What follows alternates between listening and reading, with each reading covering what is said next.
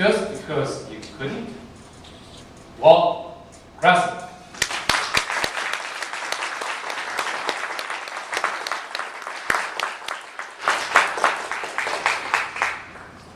When I was in first grade, I had a horrific experience with a cat. I was sitting at our dining room table doing my homework. You could hear my parents in the kitchen doing dishes, and you could smell the lingering aroma of our spaghetti dinner. When all of a sudden, my homework paper started getting wet, one drop at a time, from my tears of frustration. My homework assignment that night was a piece of paper divided into 3 sections, and at the bottom of each section was a word.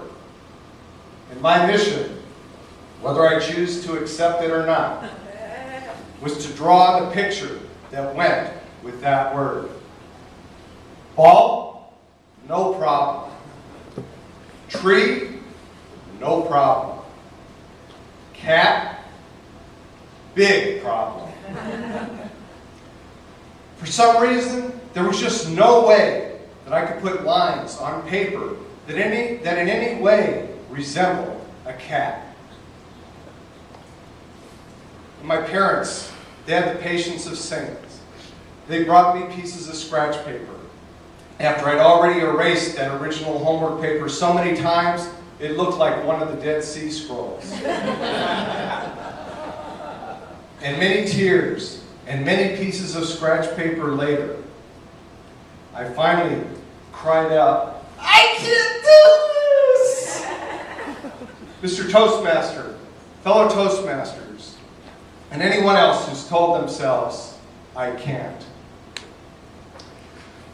The next day, I took that Dead Sea Scroll to school along with a pristine note from my parents that says, Walt really, really, really tried to do his homework. At least that's what they told me it said. And that day I labeled myself as someone who can't draw. And as I got older, I did what many of us do.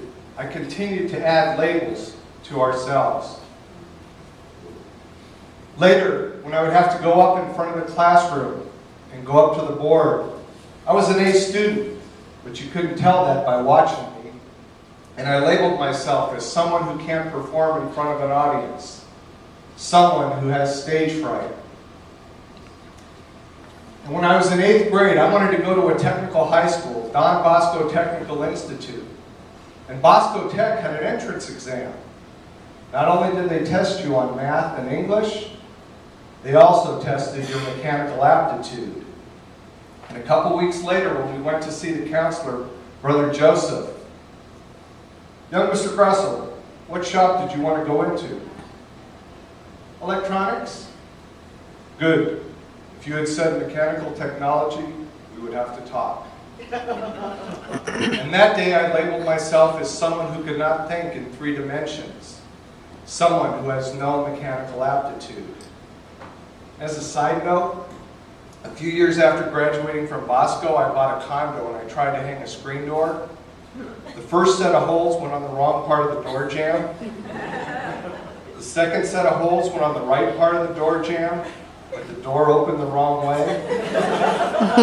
The third time I got it right though. I guess Bosco has a pretty proficient test.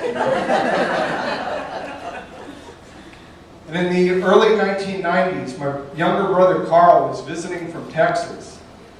And I called up one day to cancel a lunch meeting because I had a leaky shower.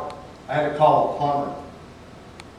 When I was talking to him, he said, "Don't call the plumber. I'll come over and we'll figure it out."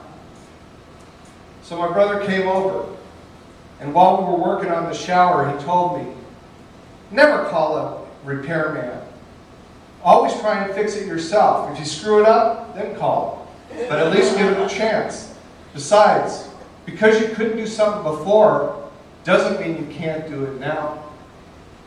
So while we were working on my shower, we were also working on my thinking. Just because you couldn't, doesn't mean you can't. A few years later, I was watching TV and I came across a drawing show called Imagination Station, starring Mark Kistler, where he taught young adults and kids how to draw. And I go, I'm going to try that. So I recorded the shows, and I practiced and drew along with them. And now I can draw. I'm no Leonardo da Vinci, but I can draw. In the early 2000s, I volunteered to help Whitney High School build a robotic for first robotics competitions, and we successfully designed multiple robots. I am capable of leading a mechanical design team. In 2006, I joined Toastmasters, and in 2008, I took stand-up and improv classes. And I've reached a detente with my stage fright. Just because you couldn't doesn't mean you can't. I've told people, you know what? You really ought to try improv or stand-up comedy. And what do I hear?